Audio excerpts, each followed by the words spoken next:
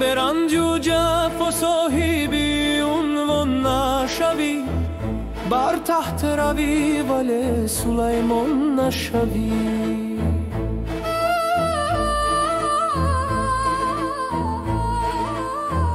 در اصل اگر نیست خدا در دل تو، 100 بار به حج روی مسلمان نشوی. ای دوست ای همدم ای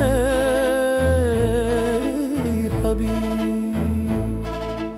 ای ای ای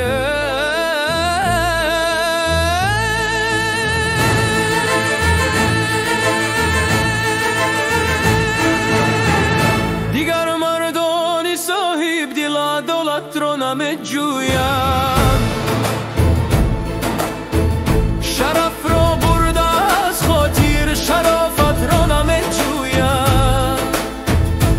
همه از پشتی نانند و به نامی خشبا مانند، تجالت را ندانند دوری صلت را نمیجویند. زی ملت گوی میخندند و از دولت گریزانند، رهی و سودانی این خلق و دولت را نمیجویند.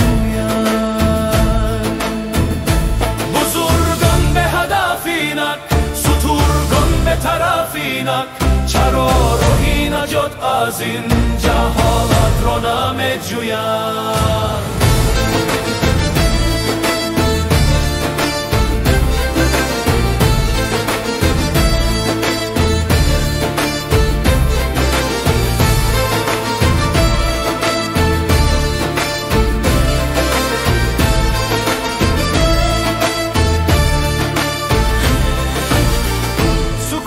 شر در دوار کیو می گرگ ننگوار،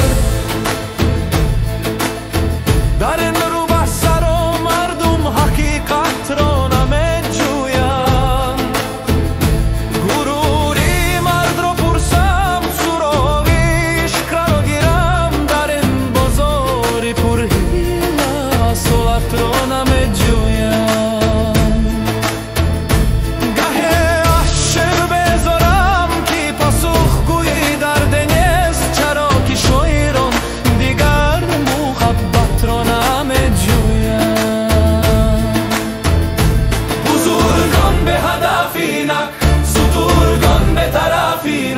چرا راهی نجات از این جهالت را نمیجویند.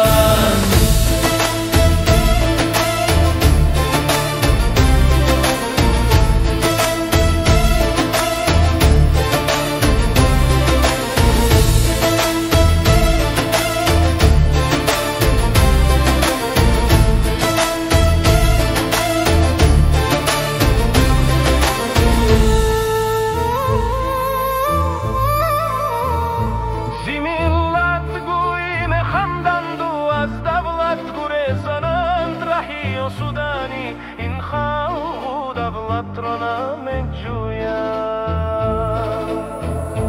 دیگر مردانی صاحب دل دولت را نمیجویند، شرف را برده از خاطر شرافت را نمیجویند. همه از پشتی نانند و به نامی خشبا مانند، تجالت را ندانند دوری صلت را نمیجویند. تو بگو این نگفتن و نجستن ها چرا؟ آیا زیبی مست و ندانی و یا از زبونی و به پروایی ماست؟